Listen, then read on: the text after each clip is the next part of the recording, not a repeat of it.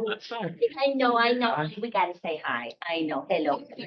We lost our dog about a year ago. My wife's been bugging me to Yeah. get one, you know? Yeah, I know it's hard. Oh, We lost. got the it. freedom. I know. We Hard lost to go our back. two. Check all day, done, and I'm like. And we don't have kids.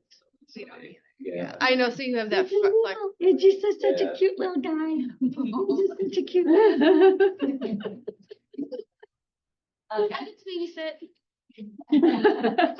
Where's Stephanie, I wonder? Well, you're all We set should up. get rolling. Yeah, you are good to go, so. You're sure there's not a bunch of people coming in?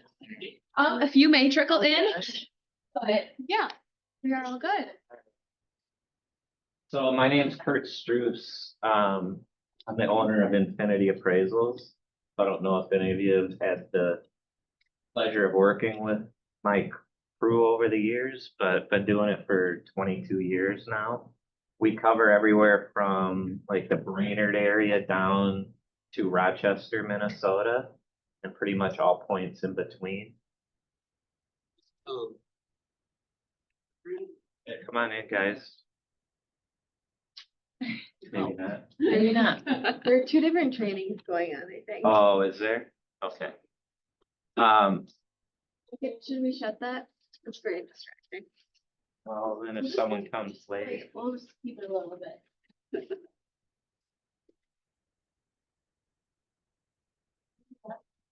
Hi, how are you? Good.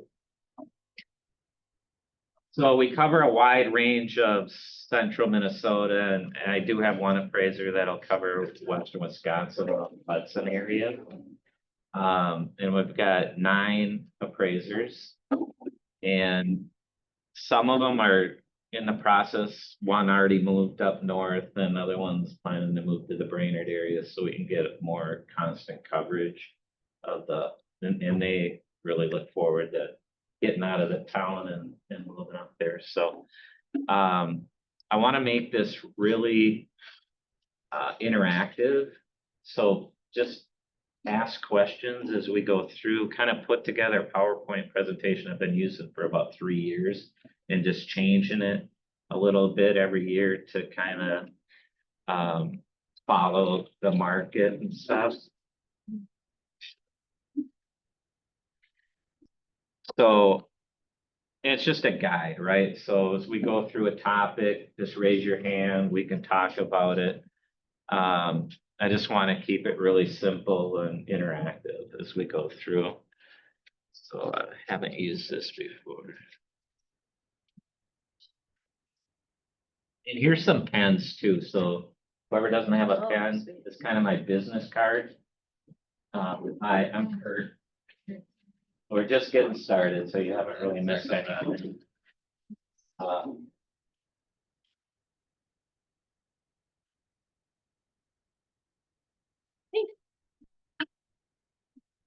And you do one, actually, I don't have any. You don't have a We've pen? got it, yeah. Perfect. Anyone else need one or? She said there's gonna be about 15 people, so just be able to get, these pens are really nice. Ooh, I love a good. They write on wet, so when the appraisers are out and it's raining or whatever. And they're Okay. as well as they don't freeze. Oh, thank you.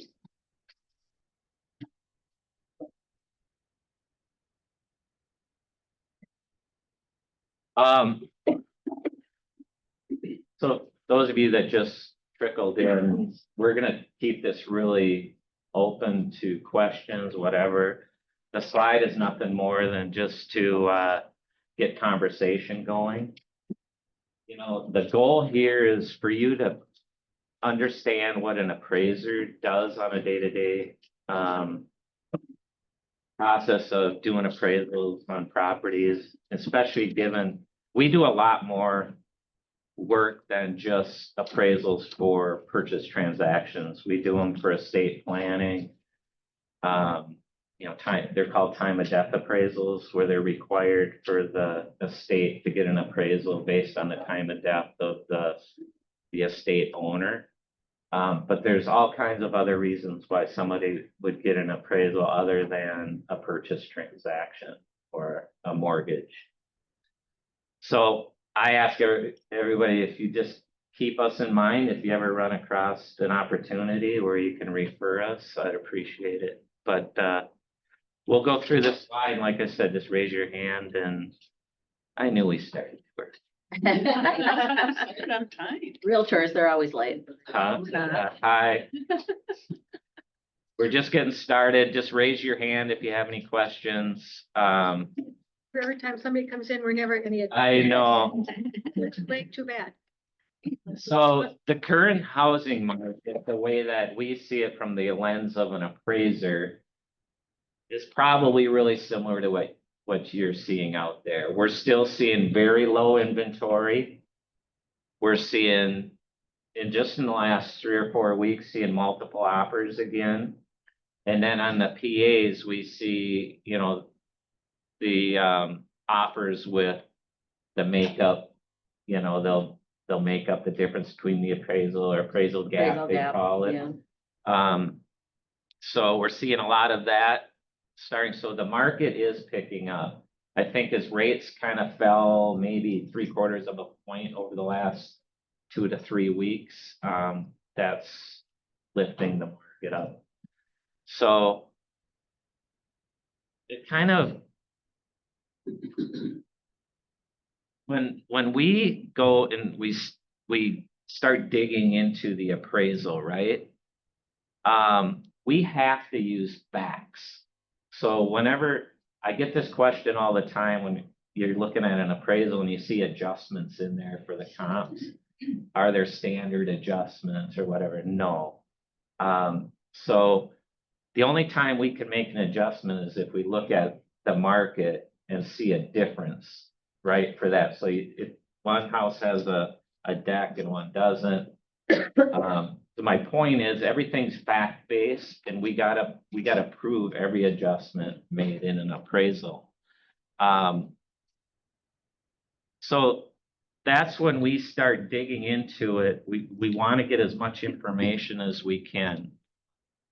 And some appraisers, and I try to get all of my appraisers to make phone calls to the realtors whenever there's a question, right? Because the more data we have when we're going through the process of identifying the attributes of the property and how to best compare it with comparables, is to have an open communication or dialogue with the realtors.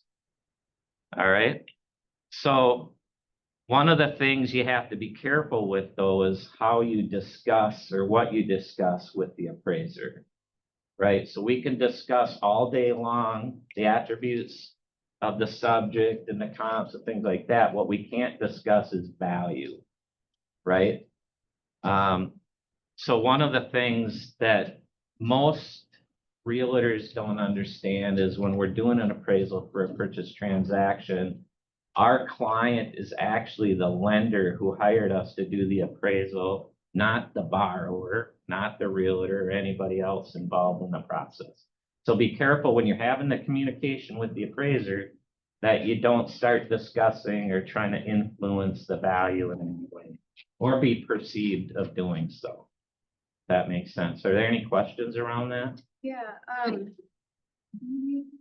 when there are multiple offers, like if I were to say, hey, we got 10 offers on that to, like for market value, does that indicate to you, oh, this is a higher value? Yeah, it's a good question. And actually yesterday I was having an issue with coming up with value. And one of the things that I used to drive some adjustments were the fact that this particular transaction had 4 offers in 24 hours, right? So the underwriter that was underwriting this file had questions saying that the property was in Fridley, and they're like, your comps are all adjusted, high adjustments, whatever. We don't feel that your value is supported. So then I called the realtors involved, and we started gathering data. And one of the things was there was 4 offers in 24 hours, and there was a lot more opportunity for offers, but they chose one that they felt was good and they kind of ended the process right there. So I went back into the report and documented all of that. What would have been nice is if that was included in maybe a brochure or something, a handout to the appraiser up front, saying, hey, look, we had 4 offers in 24 hours. The offers range from 360 to 370. We chose this offer because of, maybe something else involved. They would cover appraisal gap or whatever it might be, or it wasn't contingent on selling another house. So it's very, and this will come up in this slide, is the more information you can give the appraiser up front, the better you're gonna be on. Where's that Right. line drawn then on what is considered talking about value? Okay, for example, you call the appraiser and you go, hey, I heard you came up 5,000 on short on value. You go to the lender then can, and we talk about this in the slide a little bit. The lender will have a process to review the appraisal, and there's what's called an ROV, reconsideration of value. And just in the last couple of months, that whole process has changed. So each lender is going to have their own process on how to deal with a value issue.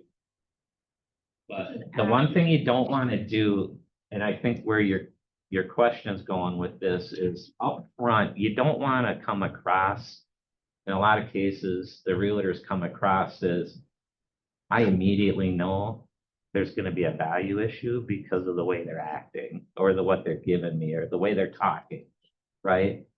So we haven't even looked at the property or anything, and all of a sudden I'm getting phone calls, hey, we had 16 offers and that's what the price, what it was listed for, and there's these sales down the street that you can use, and that red lights start flashing and you're like, there's probably an issue here. I wouldn't go there. I'd let the appraiser do their job and maybe give him or her as much information as you can up front. Maybe a list of all the comparable sales that you use to price the house, for example, would be helpful. Isn't that what that agent was doing by calling you and telling you that these houses sold for this? Well, I think the difference is just try to stay clear of talking value. You can talk comps, but don't say this comp sold for 5,000 more than the subject, so the subject should be worth what this comp is. Don't go there. Let the appraiser take the data you're giving them and come up with their own evaluation. Do you get to see the purchase agreement? Yes. So now with the commission not being disclosed, like, do you actually, since you can see the PA, do you look at the commission and say, well, the buyer is covering their agent's commission, whereas the comp probably included paying out the other agent, you know what I? Yeah, we don't don't look even at it go that there, level? no, because the value is independent of who's paying what commission. But I do, just came up this morning, we're doing a deal up in Lindstrom for an estate, right? And they're gonna sell it to one of the grandkids, or one of the grandkids is buying the property.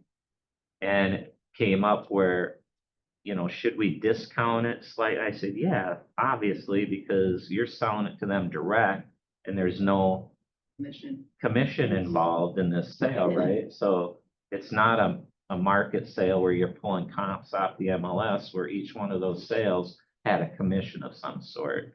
So my suggestion to them was, you discount it 3% for the seller side of the equation. And I think that's a fair way to do it. I don't know if that answers your question, but we don't look at, Yeah, it just. in keeps a driving sales prices up. transaction, we don't go, well, that one paid this commission, this one paid this commission, and I'm gonna adjust the comps accordingly. You just can't go there. It's almost like concessions, right? So when the lender or the builder pays concessions for the buyer on their loan, our value is independent of that concession paid. So I'll even put in every one of our reports that you know, the 3% seller paid concessions are independent of the value provided in this report.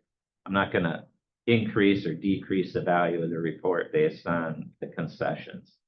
Now, the comparables though, so I'm getting ahead of ourselves here, but I think it's worthwhile just having these discussions. When we pick our comparables and they do have concessions, those concessions may or may not be adjusted in the report depending on how they influence the value. So for example, if a house sold, it was listed for 300,000 and it had 3% seller paid, that'd be 9,000 and seller paid concessions, right? If the house went from 300,000 and they're selling it for 309 with 3% seller pays, obviously they increase the price of the house to accommodate the seller pays. So we're gonna make a $9,000 adjustment to that comp. That makes sense. There are scenarios and I would say it's 50-50 whether or not we make, you know, a line item adjustment for that.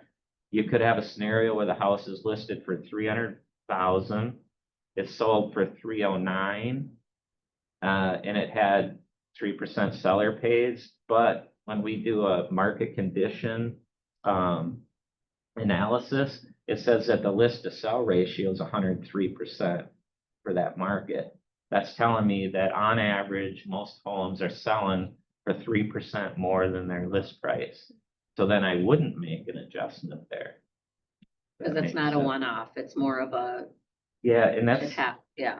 And that's what the appraisal industry as a whole, there's no one-off adjustment for garages or decks or whatever. Everything is analyzed on a specific basis for that assignment. Any other questions around that? So one thing to keep in mind is there's different types of value. And when we're talking a real estate transaction, a purchase transaction, it's always going to be market value, right? But when we're talking other types of transactions, the value could be different. For example, if the transaction involved real estate owned property and REO property, right? The value that you're going to provide isn't necessarily going to be the market value. Is going to be a discounted value based on the real estate owned property being discounted to sell quickly because they don't want to hold on books or whatever, right?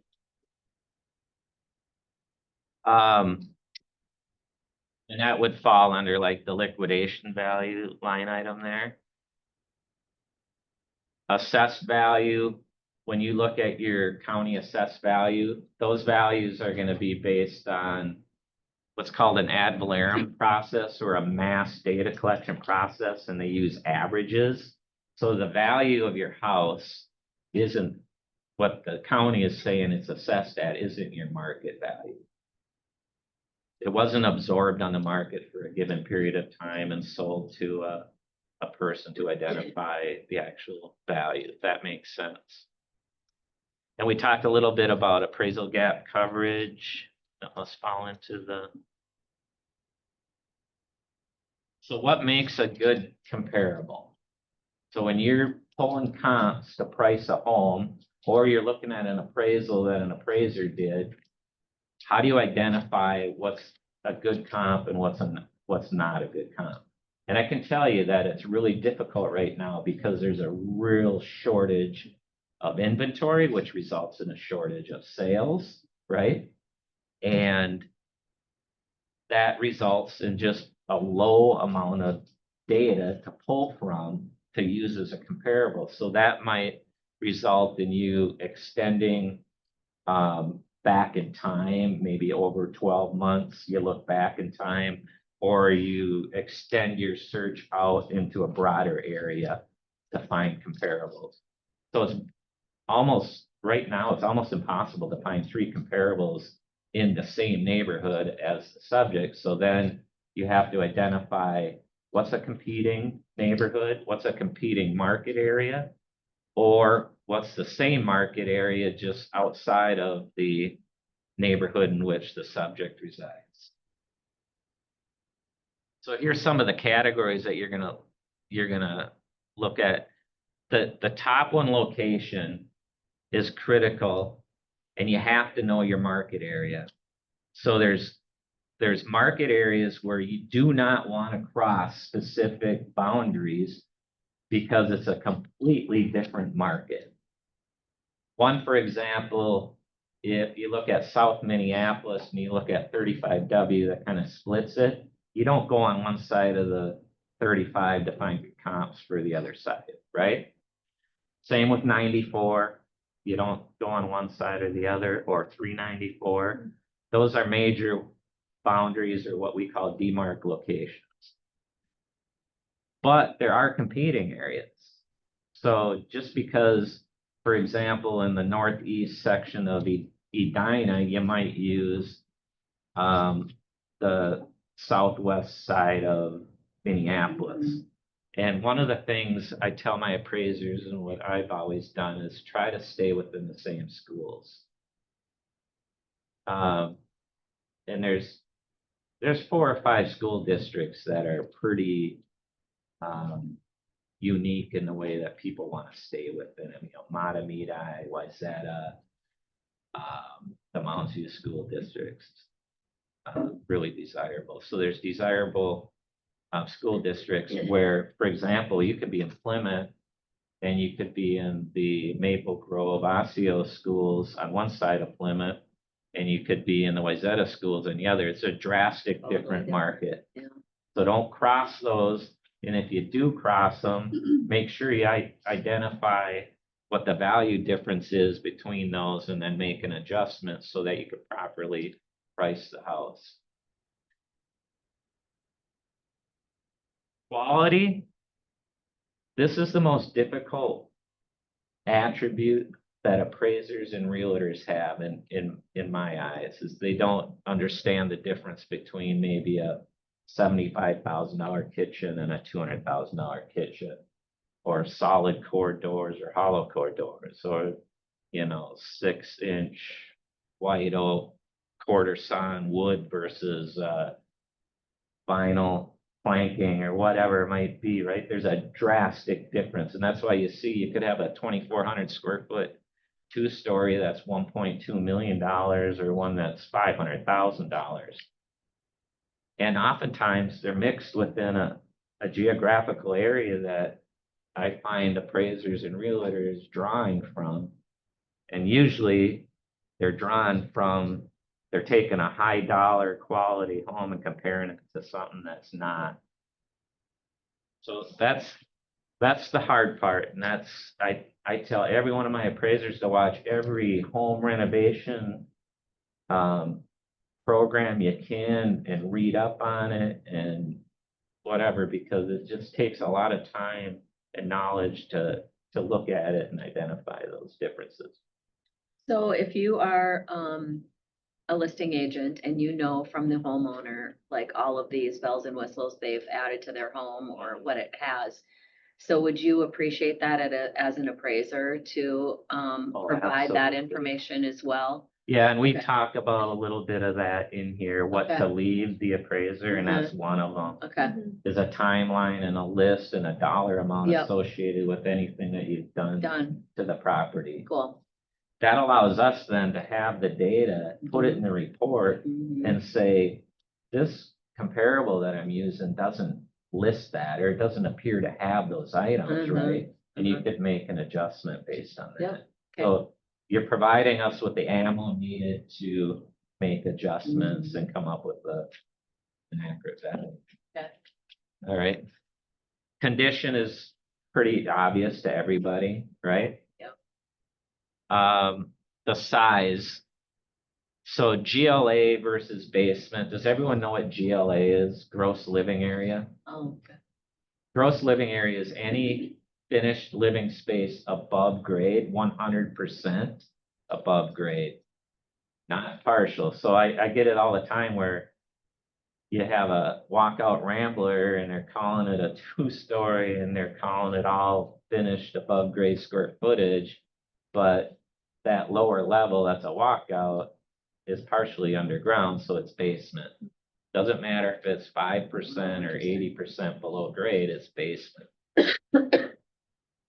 And one of the scenarios I kind of use as a explanation of pulling the right, I used to do appraisals for every one of, I don't know if you know Steve Havin from Lakes Area Realty, but every listing I would do an appraisal for him. And he would give me a CMA report ahead of time. And when we first started, he was taking, for example, a 2,400 square foot, 2-story with an unfinished basement, right? So it has a potential for 3,600 square feet total. He was comparing it to like an 1,800 square foot, 2-story that had maybe 900 finished in the basement, right? So they both had really similar finished square feet, but part of the one was in the basement and the other one had an unfinished basement, so it had a lot more potential. They're not comparables. So you really have to identify above grade square footage versus below grade and compare similar above grade, and then worry about the basement in a different line item, or, the way you adjust for the basement difference. Don't lump the two together, basically. You can understand that a house with a potential of 3,600 square foot shouldn't be compared to one that only has a potential of 2,400 square feet, right? Even though they both have the same finished square feet. Say as a lender, that's one of the biggest issues we run into is when we have to do a recon. They're like, that is the same, you know what I mean? That is not something that is understood. And I think because the industry for so long has used this price per square foot, but they're not separating the above grade with the lower grade, and they're completely different prices, right? So Ramblers cost a lot more to build than a 2-story, because the 2-story you're building up, the Rambler you're building out. So there again, you don't want to compare a Rambler to a 2-story or vice versa, Why does it cost more to build out than up? because your foundation gets Foundation, expanded. great. Yeah. Well, 3 and 4 level split. I struggle measuring. Well, I'm glad you brought that up, because I see that all the time where the realtors will take a 4-level split, and let's say typically there'll be 2 above grade and 2 below grade, living spaces. And the 1/3 level, just because it has a walkout doesn't mean it's above grade again, just like the walkout Rambler scenario, right? So here's my rule of thumb. If you took a rod from the floor and poked it out all 4 walls in that living space, if it hits dirt on any one of those walls, it's basement. So in a lot of cases, a 4-level split when that 3rd level is questionable. If you drove a rod through the front of the house, it would hit below the front steps or the entryway, right? So that's just kind of a rule of thumb that we use. And we talked about the 1-story versus 2-story. So functional utility, this is a good one. If you have, let's say, just a standard bi-level split that's 1,100 square feet, and the homeowners take the 2 bedrooms that are above grade and make one big bedroom up there, right? There's a functional utility problem with this basically starter home that's been turned into a 1-bedroom GLA house that doesn't really appeal to people buying starter homes, young families with young kids or whatever. They want their children on the same level as they are until they're a certain age, right? So that's just one scenario where we run into a functional utility. Or they'll not only do that, they'll take the full bath and turn it into a 3/4 bath. So no longer does that level have a full bath, which is required for young kids, right? They don't take showers.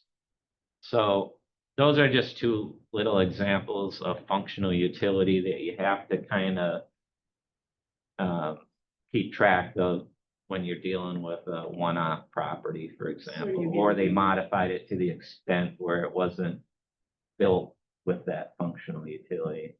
So you're giving them less value then for the house if it's like a one bedroom on the main now? Not necessarily, but what it does do is the lenders then, they know that this could be a functional utility problem. They're pretty smart.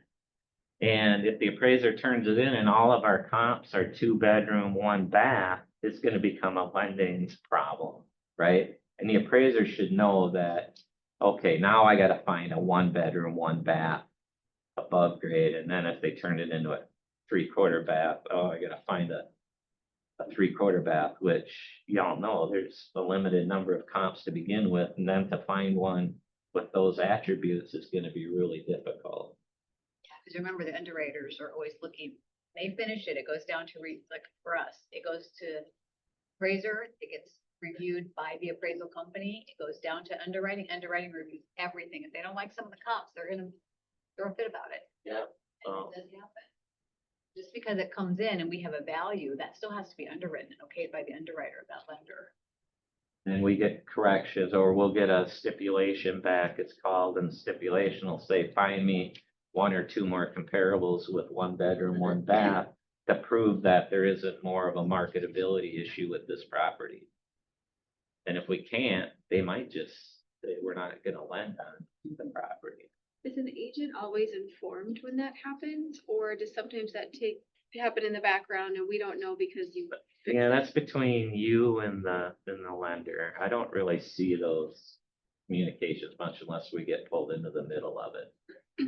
So one thing to do in that scenario I just explained, where they modified an existing house, is what I do is I explain in there that this house could be transitioned back, right? And the transition cost to put up a wall, add a closet, or whatever modifications are required to get it back to its original design would be the adjustment I would make to those 3 comparables, for example, that don't have the same issue as that one. So what that does is the house wasn't built with the functional utility issues. It was modified to that point, right?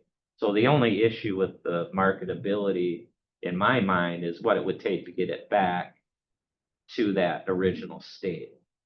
Does that make sense? So that's an argument that you can use with the lender.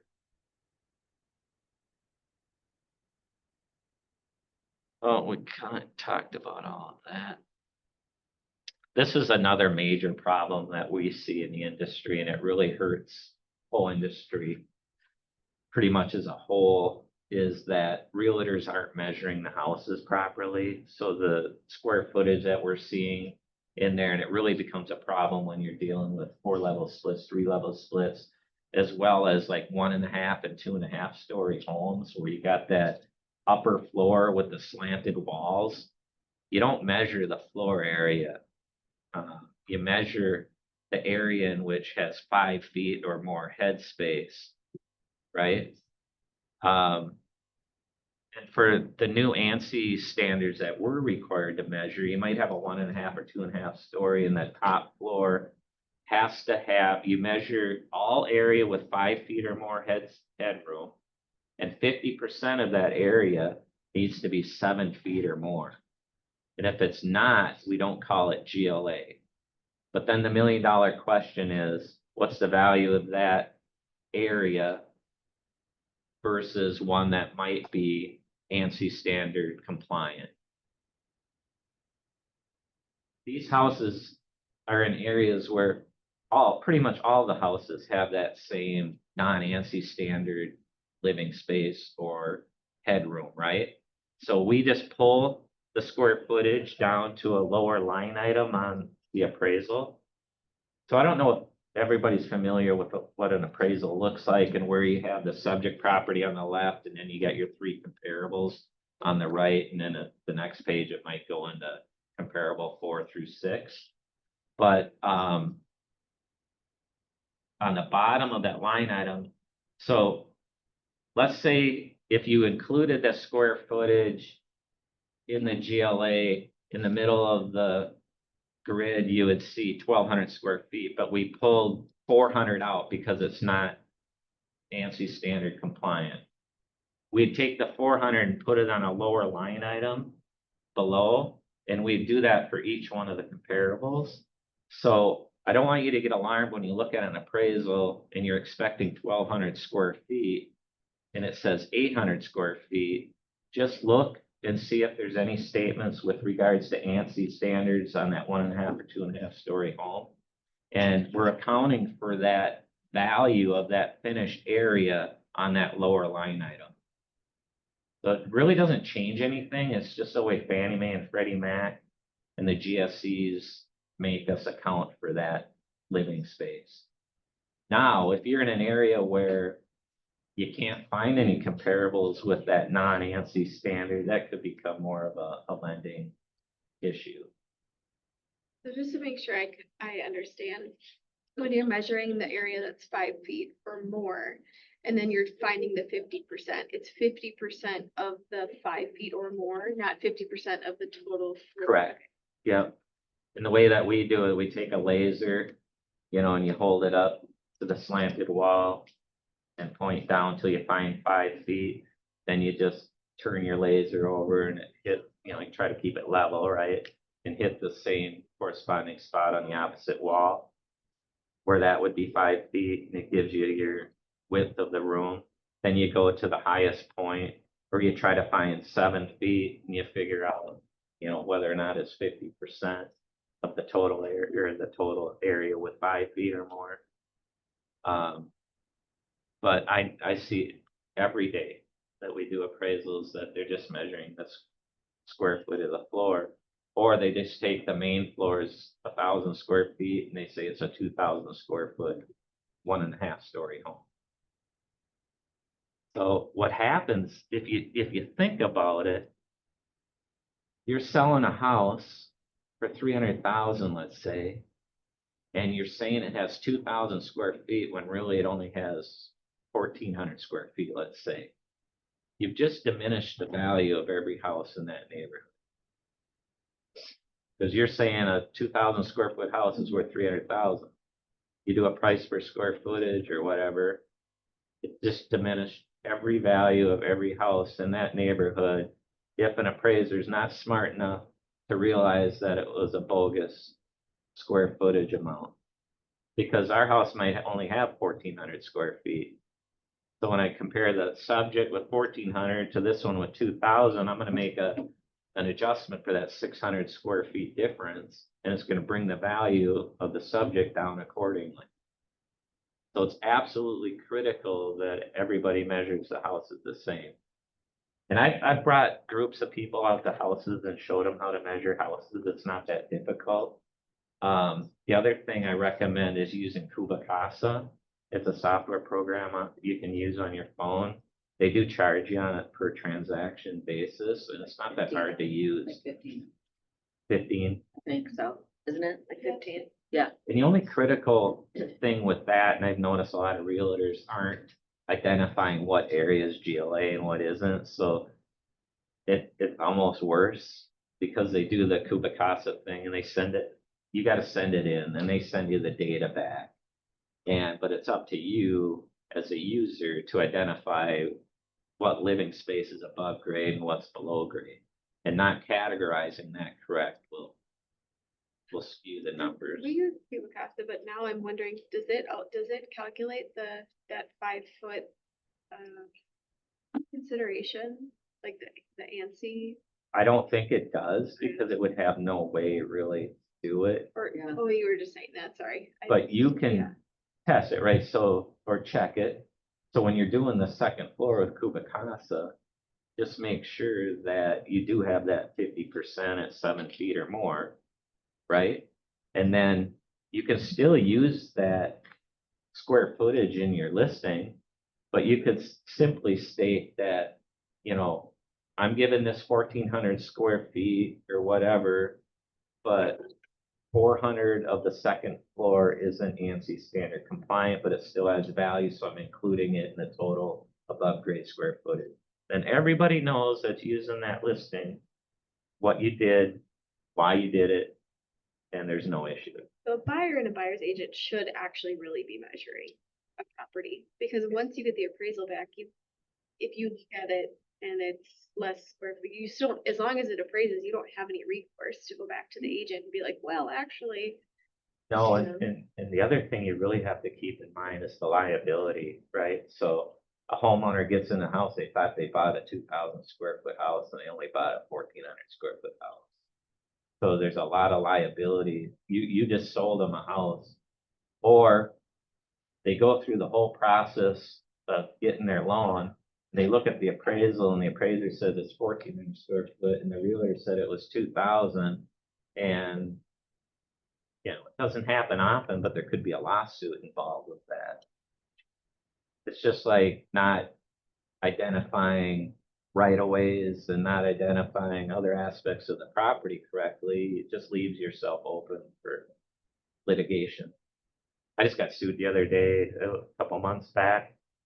FHA deal, the washer and dryer wasn't functioning, it wasn't hooked up properly, whatever, properly. In the report, it clearly states that any appliances that aren't built in the house are personal property, and this appraisal doesn't include personal property in the appraisal transaction or the value given, whatever. So the judge threw it out right away, but it's just, you know, people are, Yeah, because they moved into the house and they thought the appraiser should identify that the washer and dryer wasn't working properly, and it should be inspection. right, so they waived the inspection. So that was one Oh, of, that's their problem. that was one of our, they're Problem. just looking for somebody with For sure. no insurance to go after, Yeah. but Lender gets questions about that constantly. Why is the appraiser not picking up on that? I'm like, that's what your inspector would do. Uh-huh. Right. It's only looking for a value. They aren't checking anything but. No. we do check some stuff. Some stuff, yeah. Yeah, But they want the appraiser to be the inspector and they are not. And that's why you would end up. every appraisal, On that one item. and every appraisal that gets sent to a buyer, borrower has a one-page sheet that says get a home inspection, especially when it's FHA, right? Yeah. So that too is like, Do you look at TISH reports and MLS supplements? Do you have access to Yep. the MLS supplement? if they're MLS, we do.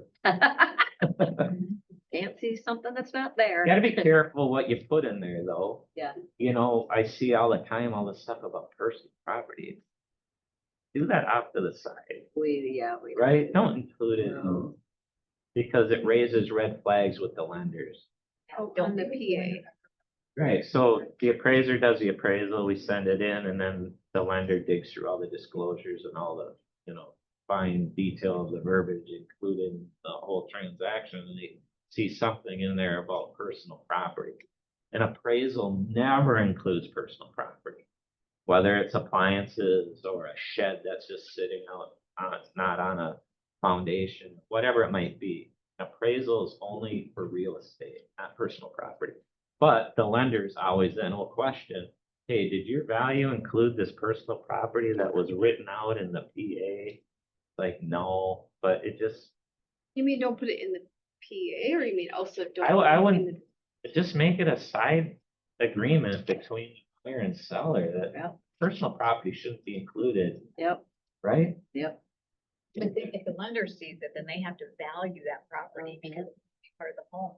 I mean, Freddie aren't lending against that television and that pool table.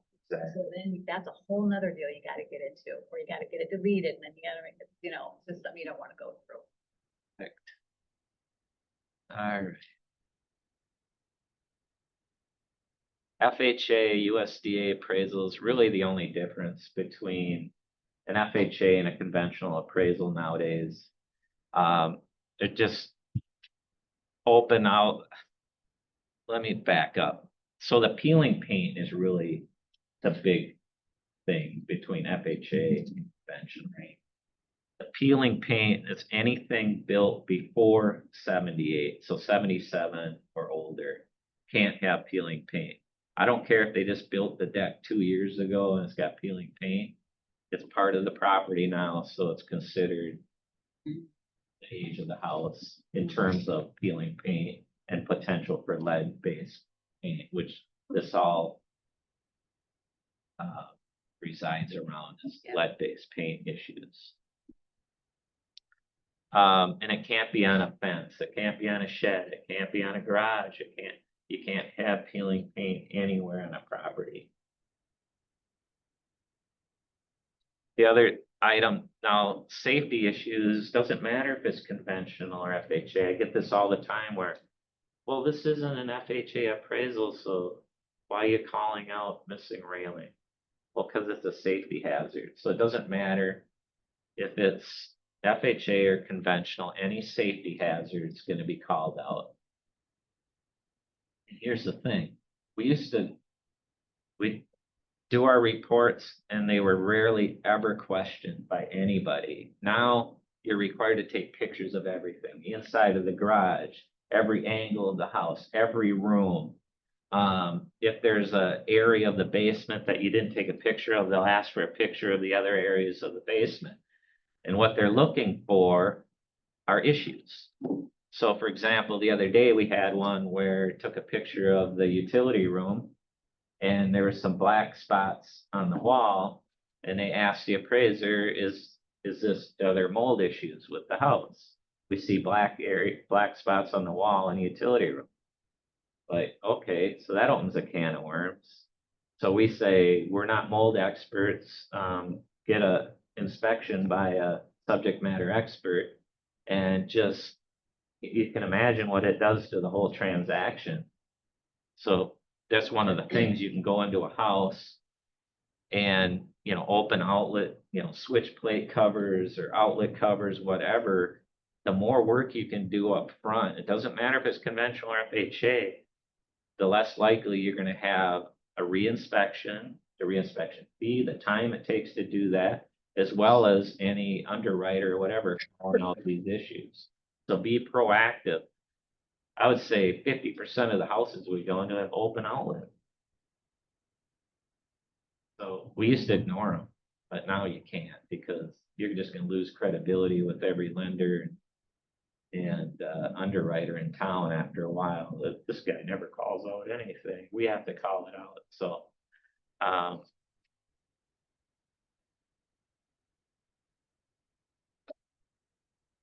I think we covered pretty much. Are there any questions with regards to that?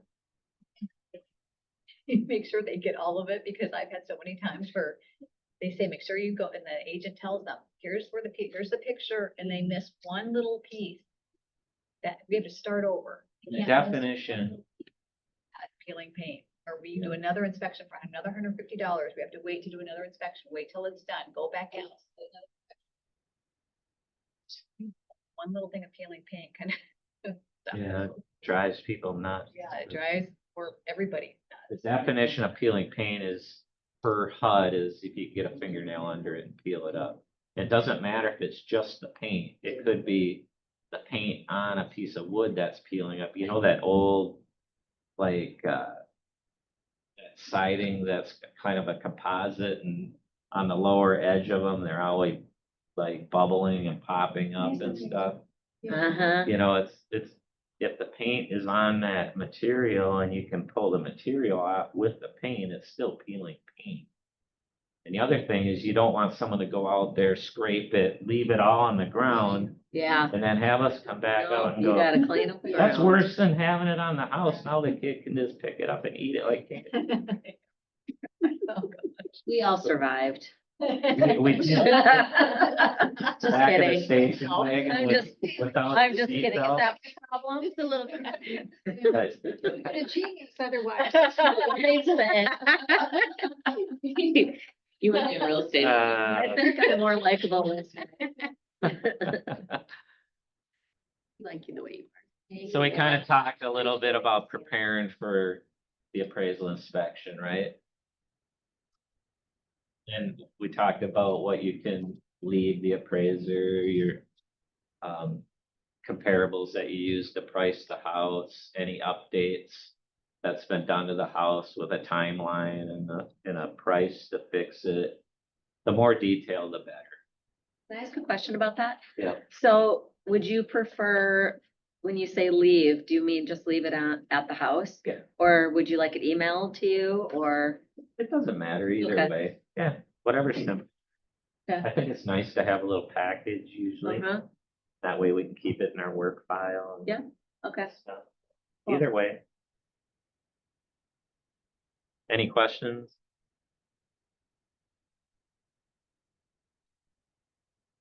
So this is kind of, we talked about the railing thing, but there's oftentimes we'll go to a house and the garage will be locked or a shed will be locked.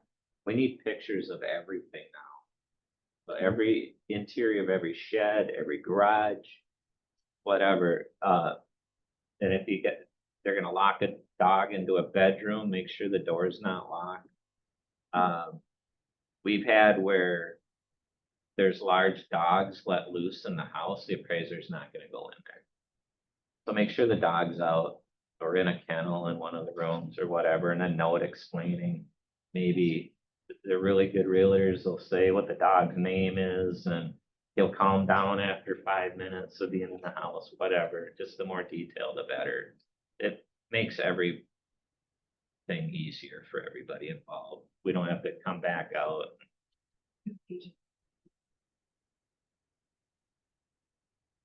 I'd say it's about 15% of the time, not very often. Do you like that? Would you prefer they meet you there? Indifferent, really, to it. I could care less. I think a lot of appraisers would probably not like it. What happens too is if they're Yeah. following them around and then you Yeah. you miss taking pictures of rooms and stuff like that. The worst is the sellers, Yeah. right?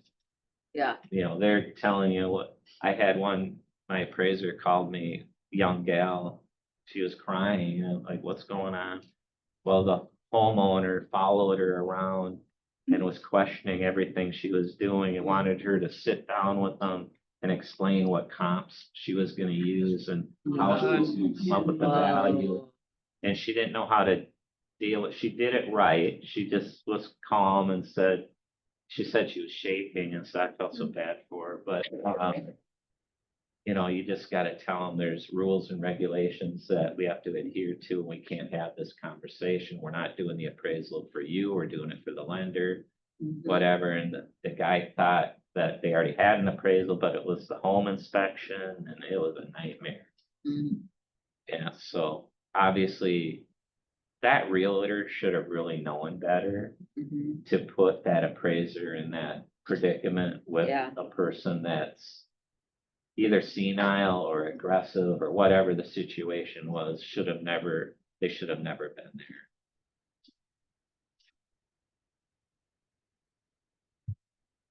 This is important too. We're doing an FHA appraisal and we have to peek up into the attic and we have to inspect the attic and take a picture of it.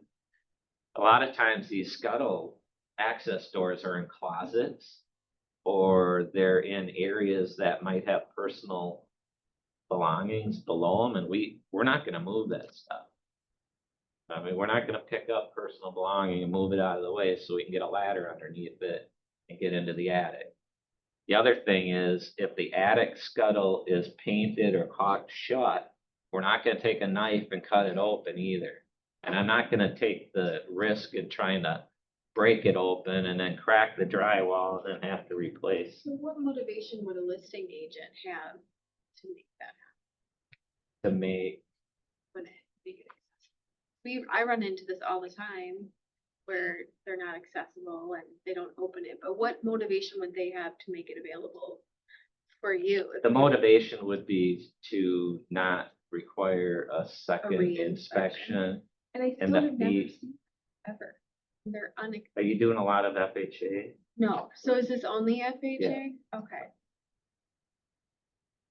But it could be in a conventional where you don't have access to a portion of the basement or the garage or whatever, because it's blocked off by personal belongings. That's more of a hoarder house situation. We do see from time to time, so. That way, in that scenario, you'd want to move all that personal belongings out of the way and make everything accessible, because we have to inspect every part of a house. Every closet, every bedroom, every room.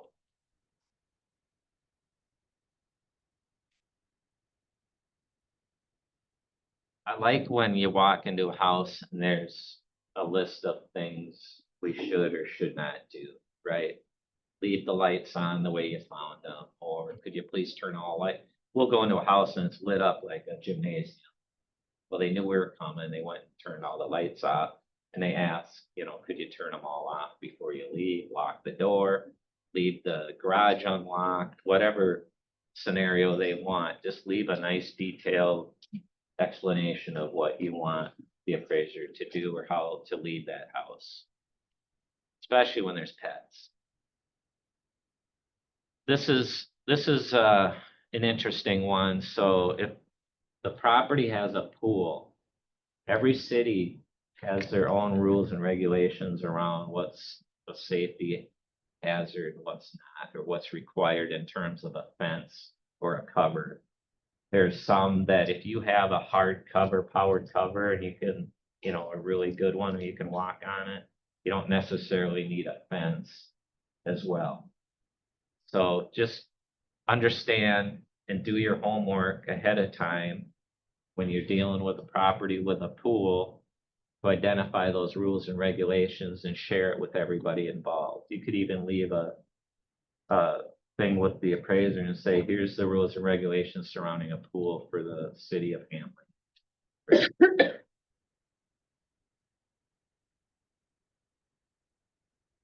Same thing holds true. FHA requires the appraiser to identify where the septic system is and where the well is in relationship to each other, as well as the boundaries of the property. So all homeowners are going to know where these systems reside. They're buried systems. So me just walking out to a property, I'm not going to easily identify where the septic system is. Some are mound systems and it's easy to identify. And a lot of wells will have a steel casing sticking out of the ground that you can identify. But for the most part, if you can identify where these are, just do a simple sketch, put a rectangle for the house, the well here with an X on it, and the septic over here, and say roughly 150 feet, you're going to eliminate so many issues with re-inspections and the lender coming back and saying, we need a subject matter expert to go out to this property, identify where these buried systems are, and give me an idea of the distance between, or the distance of the property line versus the well, and the distance between the septic and the property line.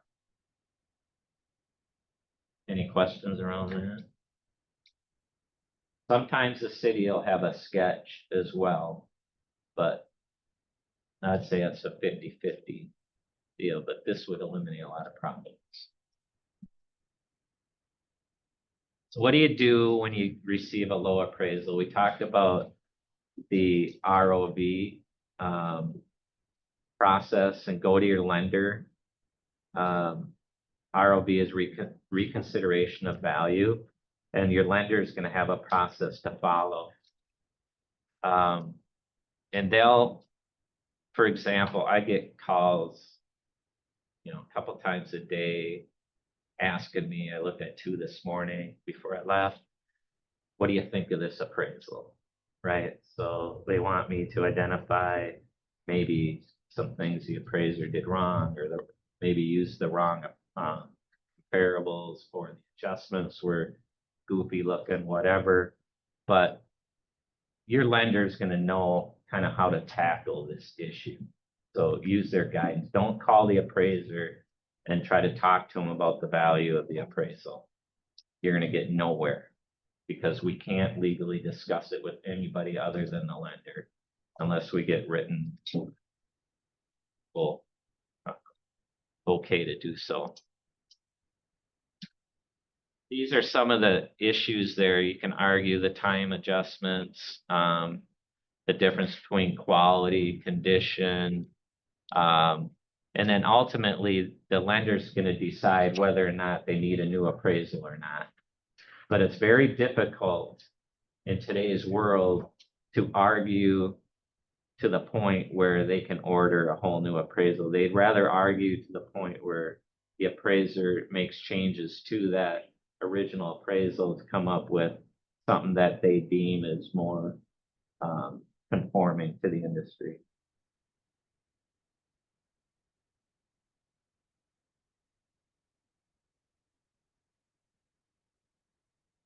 I think we talked a lot about this already.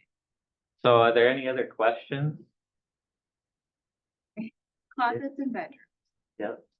I hear this argument. But I do not believe you need a closet for it to be a bedroom. Am I correct? Or is it by city or by county? You're gonna get different answers from everybody on that. Because in a lot of cases, the city or the whatever municipality or a bedroom, if you call them up and what constitutes a bedroom and what doesn't, they're gonna say, well, it needs a closet, it needs ingress, egress to the exterior of the house. I personally will call it a bedroom if it functions as a bedroom. If it's in an area of the house where it can be used, functional utility of it can be used as a bedroom, just like any other bedroom in the house, I'll call it a bedroom. Freestanding random basement shower. Agents will put those in as bathrooms and it drives me crazy. And I've never had an appraiser call it out for my buyers. So. It's your. So how would an appraiser call it out? Well, You they're mean- adding it as a bathroom count, and I'm sure maybe you just make adjustments to the appraisal then, Right, but. you wouldn't give it any if it's just a fiberglass shower surround sitting in the middle of the basement. No appraiser should be given that any value, other than the fact that the plumbing's there. Right, so most homes are built with future of adding, or the future plumbing, electric, whatever, to add a future bathroom. So I wouldn't give it any value. So I had a buyer, there was a freestanding like random shower in the basement, and then upstairs there was a half bath with toilet and sink, but no ventilation, no fan or window. And so they counted these things. It's a competitive market. So she paid what she paid and it appraised, but when she goes to sell, I'm like, is that gonna hurt her? Is that a bathroom? It is what it is, right? No, It's- I don't know how to take that answer. Well, but- it's like saying, how do you compare, because you're comparing that to comparables, right? Does it add value or doesn't it add value? It's no different than comparing a cheap bathroom to an expensive bathroom. One's got, hopefully you can identify has more value in the marketplace than the other one, right? But I can guarantee you're not, for the example of having a fiberglass surround placed in the middle of the basement, you're not gonna find probably another one with that you can identify that's adding value to the property. Right? You're gonna find normal 3/4 bathrooms Yeah. with a sink and walls and ceiling and fans and electricity around, So that's what I mean by it is what it is. You just have to factor in what it is to how it compares to the market and whether or not it adds value. You know it doesn't. Yeah, it's just Right. frustrating because the buyer still has to pay the same amount or more because of the competitive market, but the appraisers aren't like saying, hey, this isn't the same value. They you're paying should too be. much. But they're not. Call me So, and I'll look at it and let you know. like when my buyer goes to sell that home, Yeah. Favors. Any short appraisals did you have last year? That's a good question. Probably a dozen, Oh. And then who, maybe 12 out of 3,000. 12 out of 3,000? Yeah. And who do you primarily work with, like Cross Country, Bell, or? So our biggest client is Cross Country Mortgage, Tradition Mortgage, Guaranteed Rate. We do Loan Depot. We got 256 different lenders, but those are kind of the primary ones. But we deal with, a lot of different lenders and stuff, and every one of them's got their own quirks and requirements and stuff, so that's what makes it difficult. When you're doing appraisals is, this lender wants you to put the land value in, this one wants you to talk about specifics related to, or call a deck uncovered versus covered, or, it's just endless of all the nuances we have to deal with between the different lenders. So to your point, or your question, we like to do the majority of the work for a consolidated amount of lenders, so we don't have to deal with all those differences. But it's hard when it's as slow as it is. We pretty much will take what we get to a certain extent. Do you see a lot of people getting an appraisal before listing? Not a lot, but I would say 10%, maybe. I've got groups of realtors and stuff that we do market analysis for. One thing, I am starting a new company. It's not ready yet. I'm working with the lawyers and stuff. It's called RIVS, Real Intelligent Valuation Services. It's going to be using non-appraisers to value properties, both residential and commercial. But not under the umbrella of an appraisal, so we can do it a lot quicker and a lot cheaper than what an appraisal costs. So there's going to be, if it's not a federally related transaction required by the lenders to have an actual appraisal, or a tax related appraisal requires a full appraisal. There's a lot of scenarios where you don't really necessarily need a full appraisal or the expense of a full appraisal, but you want something that's accurate, more accurate than, let's say, an AVM or Zillow or whatever.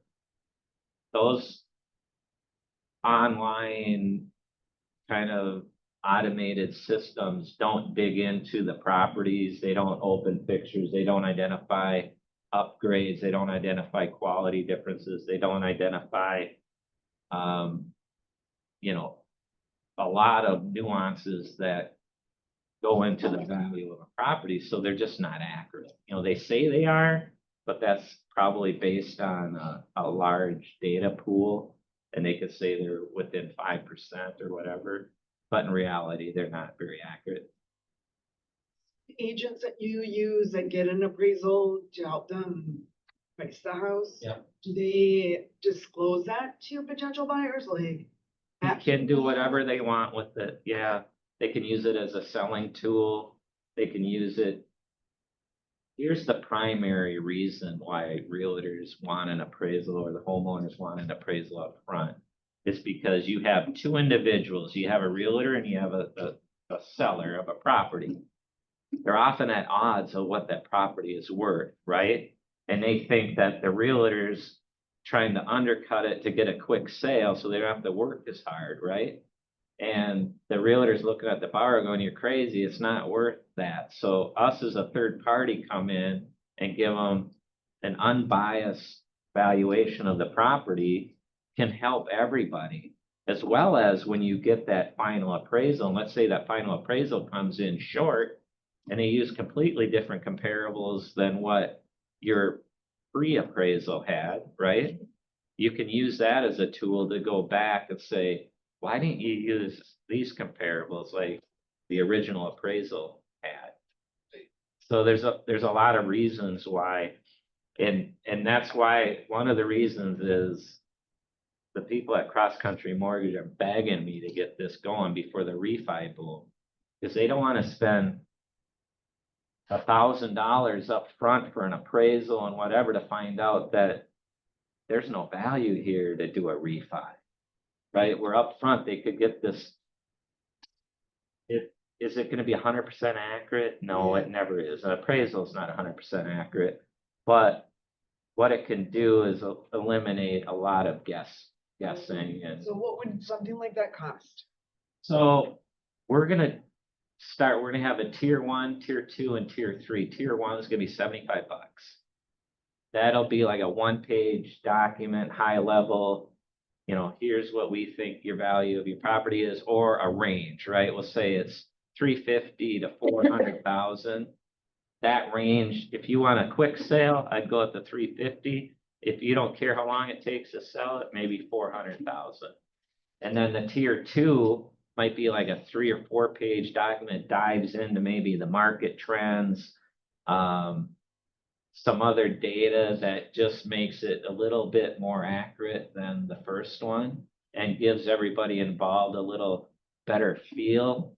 And then the third, the tier 3 will include a home inspection to identify things that we can't online or whatever. So oftentimes a property was never listed in the MLS.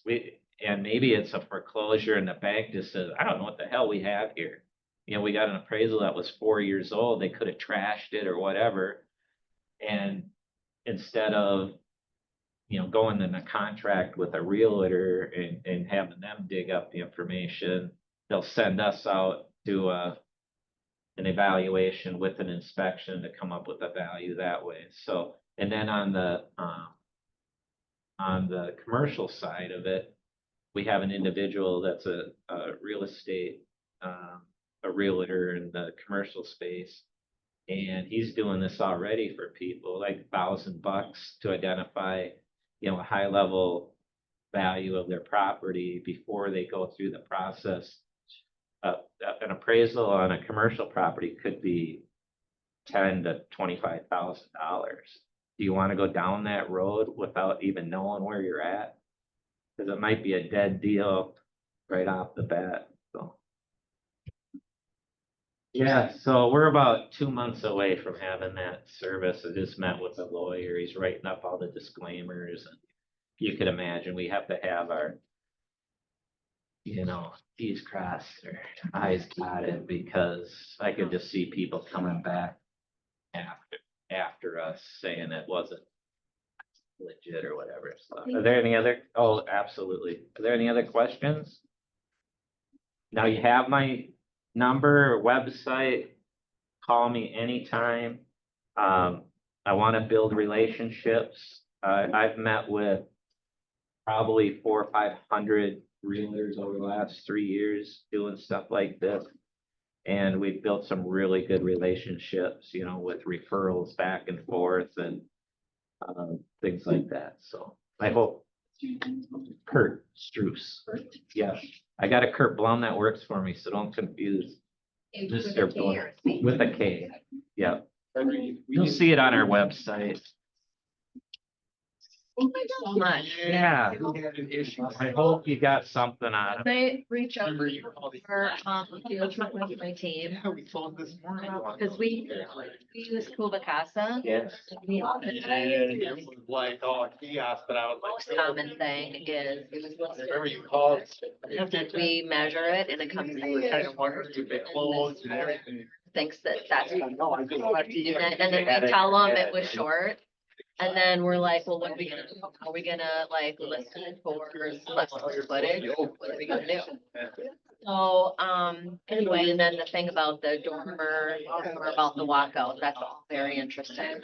We just had a conversation yesterday. We had an argument with. Oh, I just come in and I'm out of here. Got a walkout and it's huge and it's not finished and he still thinks Busy. it should be value. Yeah, how about you? How's it? It is, but he's like comparing it to someone, anyway, it's a long story, but yes. Oh, all how very long have you been here at this office? I'm gonna reach out.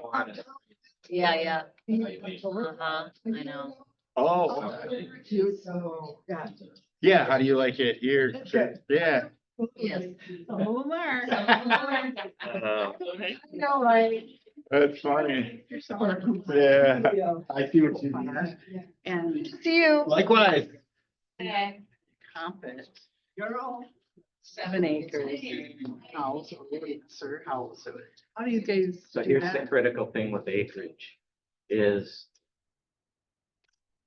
the biggest value add to acreage is, let's say you got 10 acres and the average acreage minimum for that market area is 5 acres and you could split that lot, Yeah. right? If you can split that lot, it becomes what we call highest and best issue. Meaning the highest and best use of that property is to sell the one off, keep the house with the 5 and sell the 5 on its own. That creates the highest value for that property. Okay, so the critical part is knowing whether or not a property is divisible or not. Meaning that if if it's a you marsh split. or is that a consideration? So for example, if you look at any county or whatever, and their requirements for splitting a lot is gonna be how much road frontage requirements there are. You could have 30 acres, but if it only has 200 feet of road frontage, you're not gonna be able to split it. And you could say, well, I could put a road back there. Well, adding the road offsets the cost of the value add of splitting it. So that's why the property's been there for 50 years and nobody's split it, because the value's not there. Makes sense? Yeah, so that's the critical part. But in most cases, you could compare a 2 acre to a 4 acre, 5 acre, as long as they're not being split, and just do a quick analysis and pull up all, 1.5 to 3 acre lot sales, compare that to a 3.5 to 5 acre lot sales, and see if there's a back. If that makes sense. Well, Or I think call me. it's tricky. It's very Yeah. tricky. Yeah. Yeah, Thank you. that's why we charge more for those. Oh, okay. Yeah. Would you happen to have a business card? Certification. So with the pens, Hopefully it wasn't. right there, did you get one? Okay, Yeah. and I'm just wondering, because I've got a listing Got coming a up. website and it has everything, all our information. Perfect. Yep. Would you happen to have a rough estimate for like a 2,000 square foot split entry home? So 1,000 up and 1,000 down. I think, yeah, that sounds about right. There's 1,000 above grade, 1,000 below ground. Yeah, well, not really. I would say there's more like 800 below ground and then Okay. maybe 1,000 on the upper part. It's in like Maple Grove, Osseo. Just wondering if it makes sense to have that appraisal done before we list. That's a tricky area in a small house like Right, it's that. Osseo Schools too, but it's in Maple Grove, but it's Osseo Schools. Yeah. So I was wondering, roughly what would be like a rough projection cost for like an appraisal for something like that? So it depends if you want an appraisal or just an eval. Not done by an appraiser. The appraisal we charge $450 for, Right, but for like an eval, it could be 100. we might just do the appraisal for $450 Yeah. for pricing because there's a comp, it's the exact same house. Open Door bought it and then they put their paint and everything on it, their cheap carpet, how Open Door kind of does it. Yeah. And then the problem with it is it listed for like 3-4 and we were waiting to see, well, let's just see what it closes out at, see Yeah. what they offered. And then we found out it's got like a June close date, like way. You won't know. We won't know for 2 months and then we're listing in like April.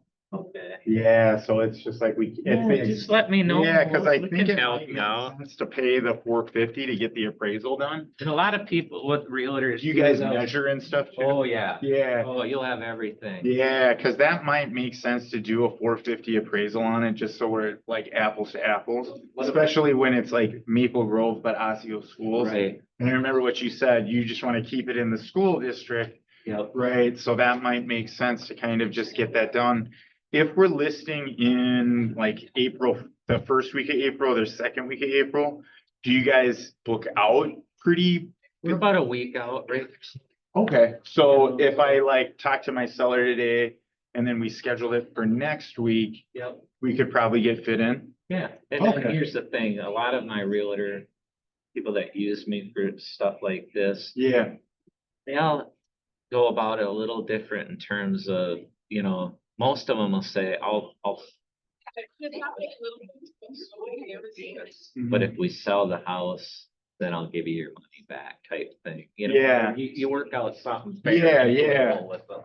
because again, too, I just want to make sure that I get her the best value for it. Right. And I can look at those CMAs and make those, but it's a little bit different because you guys do a little bit of a different process. I guess the way I think about it is that being said, Well, and that's what she kept saying, and her friend was like really, that she brought with her was like, okay, like she was like her level had like pros and cons and all this stuff. She's like, she was like, sit over here, like, look at, and maybe she had like doing all these different things, which is good. And like, no, she knows I want to change.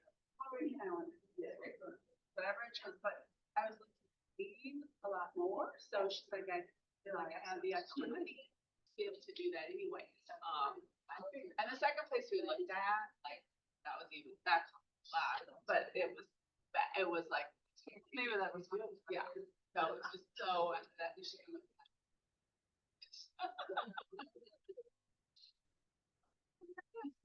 It was. And I was. No, when you said that, I was like, oh, okay, interesting. Yeah, is that why you asked? 'Cause Yeah, just- and then yeah, I thought, that makes sense. So what do you want?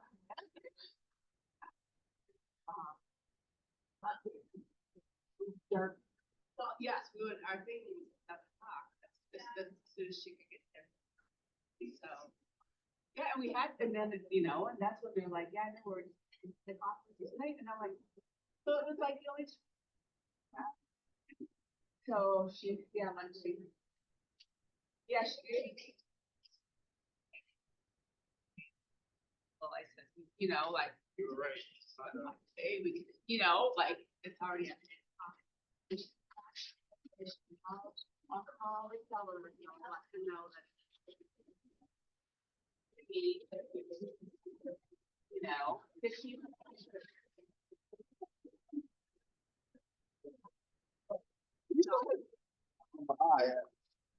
So, like. B-size. I think you're opening. I don't like those chairs. And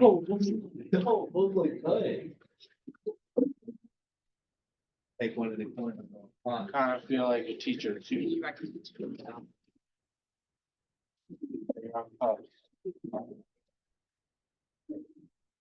Hey. Salmon, rice, broccoli. Thank goodness you made something. I'm mad hungry. Was a Pop-Tart. I think they really do take all the energy out of your soul. It's refreshing.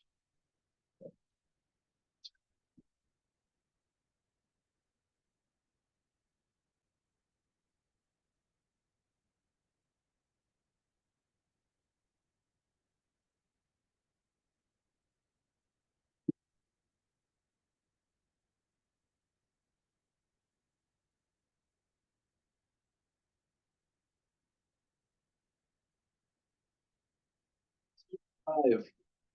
265? Yes. For how many? For two. Dude, trying to get I'm it- sorry, but guess what I did when I was in youth?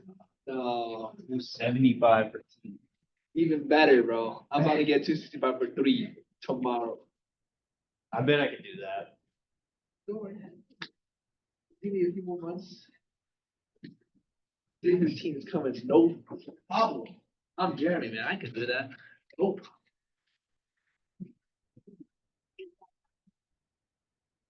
Was that guy today that we're going to see? Was he retail? Was he wanting his roof to be retail is what I'm saying, or did he talk about? He wanted a new. That's what we know. yes, We just don't know if it's gonna become a claim or if he's gonna go out of pocket. Yeah, he said he wanted a bid, but he wants a new roof. So like, let's just come at it. Do we sell exteriors? Do we sell roofs? Do we sell construction or do we sell solutions? Yeah, so what are we gonna go there and try to sell? Solution. Figure out the problem. You know the problem. Well, I guess that is an even better way of looking at it. We might not.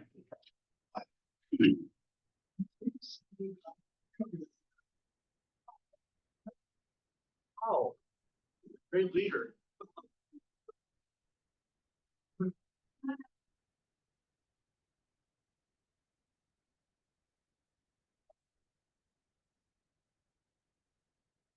Right, just. You guys have your like handbooks?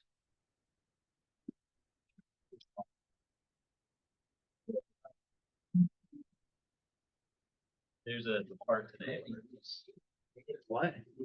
Boots. Yeah. So, John, do you want this today? Really? Yeah, worked on what I had, so. I do need those. I haven't filled out the building application for the Yeah. fitness. Oh, yet, send me like so- a picture. Like, that'll be like clutch. Bad. Like,